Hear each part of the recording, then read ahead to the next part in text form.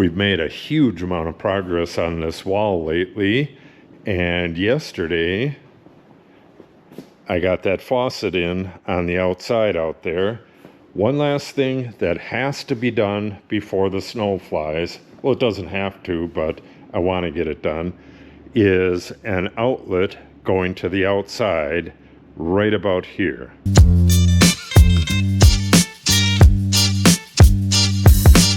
I'm going to do it pretty much the same as this. I'm going to put a box and then drop down.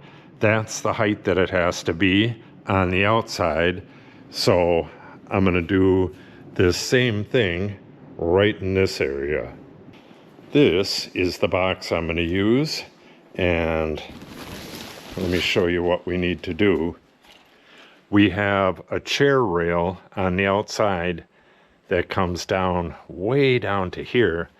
So I need to mount the box right below the chair rail, and I should have just enough room to have a nipple going through the wall right underneath the girt there. I'm going to have to drill a couple holes in here, and when I put this in, I'm going to caulk the top, but it's going to be right below the chair rail, so it's never going to leak. It's going to go right about like that. So, like everything else on the wall, I have to take the ribs on the steel in consideration when I figure out where I'm going to make the hole.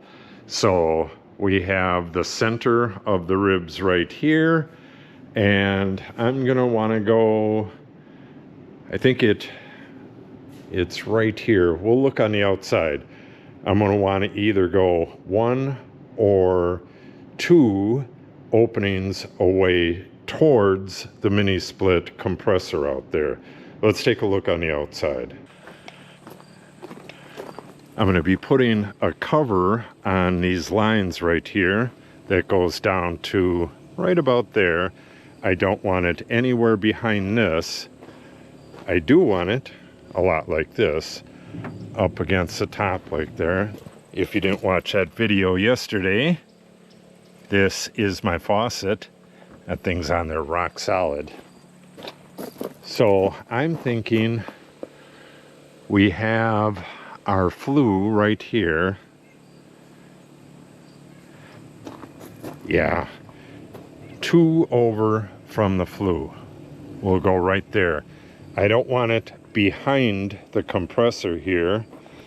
And once you start getting too far this way, we're going to have outlets out in the front as well. So yeah, this is the perfect spot for it.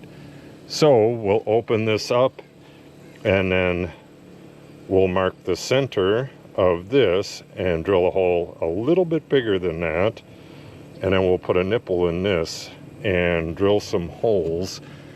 Remember, we only have that girt going down, I believe it's only to right here.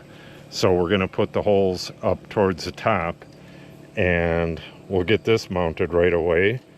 And then if you saw the video where I installed that shutoff, you'll know how I do that. But I drill all the way through with a long bit, and then I pass the wire through using the bit itself. That'll become much more apparent in just a little bit.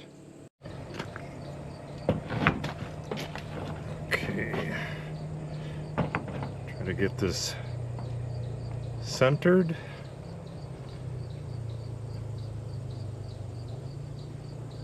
Put a dot right there.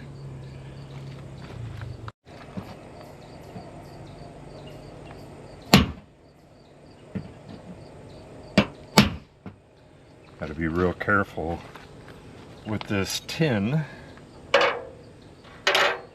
that you don't dent it. While I'm working over there, would you please just take a moment to subscribe to the channel? It helps massively with the YouTube algorithm and would help the channel out greatly. Thanks. This fitting is not for this, but it's actually going to work really well. We'll just get that on there like that. and tighten it up. I'm not worried about it leaking back there. Now I'm just going to drill my 2 mounting holes up high here and get this mounted, but I think I'm going to pull the wire through first. Alright, now we're going to drill as straight as possible. You actually got to poke through the insulation. You don't want to try to drill through it, or the drill's going to get all snagged in it.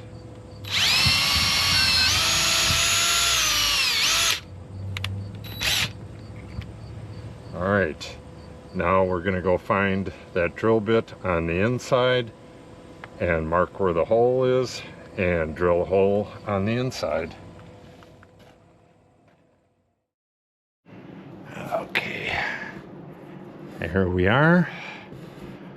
Pull this through, and I'm going to drill an 1.1/8 hole on the inside. Can be 1.25 inches, whatever. It just has to be big enough so that we can poke this through again from the outside and find the hole on the inside here.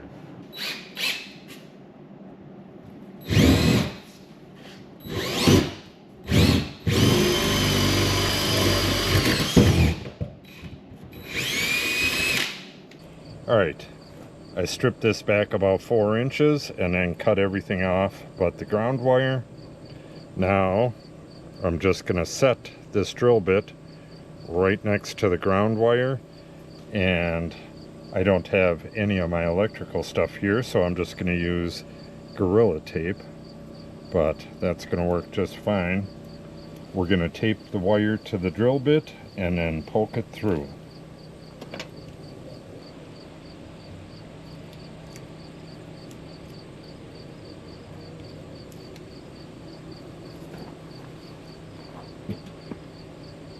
Alright, hopefully we can find the same path through.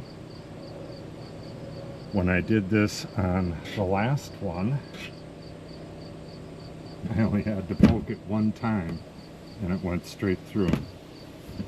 Alright, you should be able to just push this right through. I'm going to have to go pull it.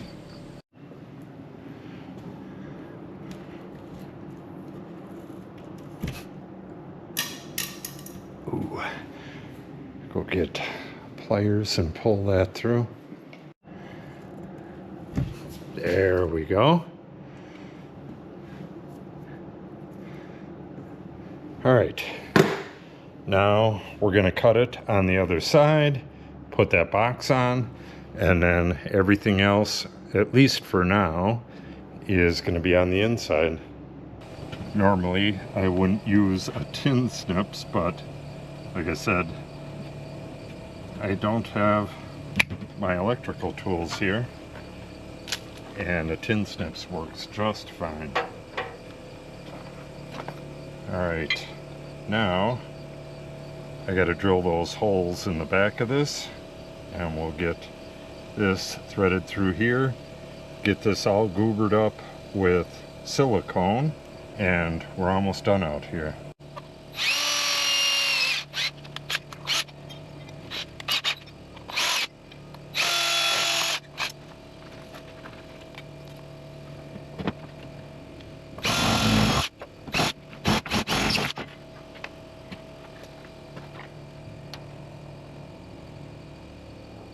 This is some really good stuff. It's White Lightning. What is it called? Storm Blaster.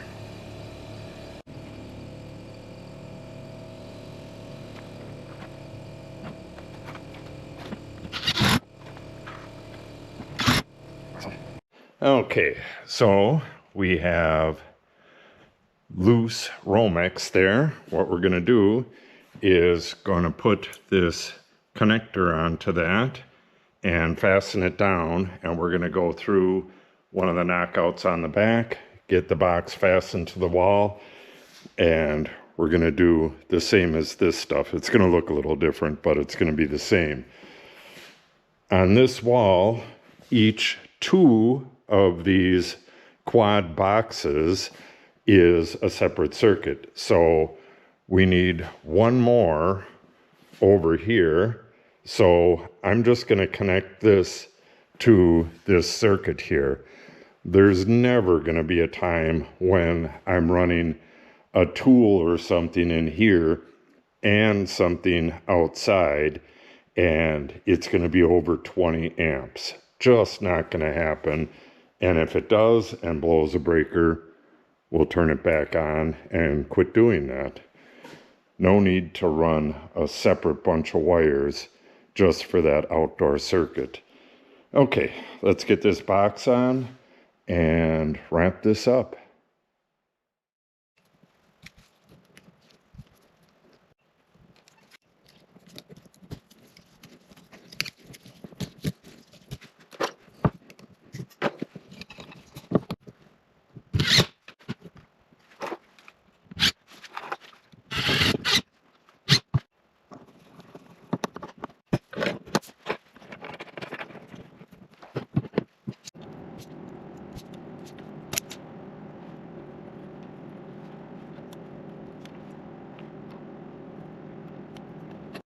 Okay, let me explain what I did here.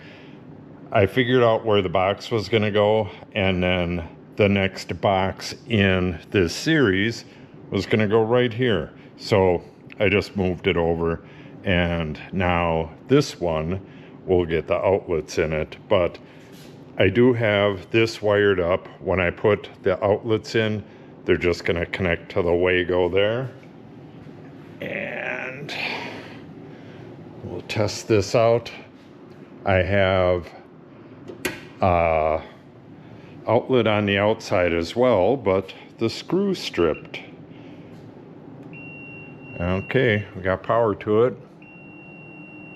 So let's go check that outlet outside. I got to get another screw for it and a cover before I can wrap that up, but we'll go see if it's working, and then we'll come back in here and wrap the video up.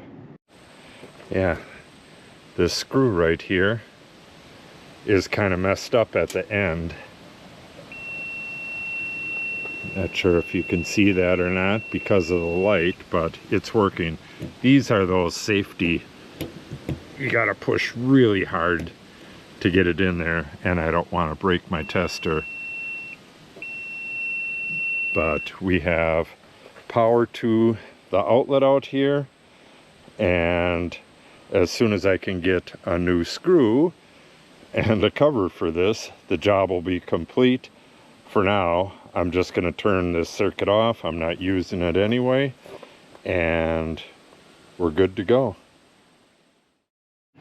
Okay, we're going to give this a quick test now that I got the outlets in place. I don't expect anything different, but we'll see. All right.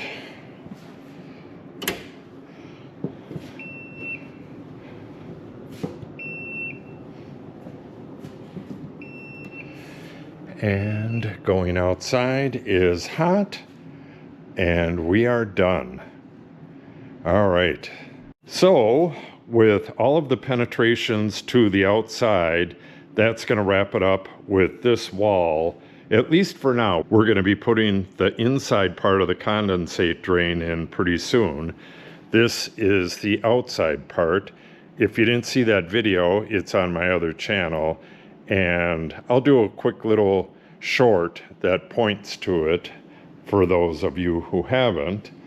But to recap, we have a shutoff that goes out for the mini split. We have the refrigeration lines going for the mini split. We have this faucet going out there that we put in yesterday, and this outlet was the final thing going through this wall before winter. So I can stop working on this wall and get back to what I was working on when I jumped over there. We'll be looking at the punch list in the next video, and I'll figure out the exact order of what's going to be done. But I'm going to go back onto this wall and go around the corner. I have this conduit right here. I need to connect the three-way switches over to the three-way switches over here. That needs a wall in place first, though. I need to wrap up this ductwork and get the dust collector tested. That hasn't been run in 20 some years, and I really need to get that tested soon. And I need to move the compressor in place, get that hooked up, and test these lines as well. Tons of stuff to do, but like I said, I'm going to be going over the punch list in the next video, so watch for that video and you'll see what's coming up.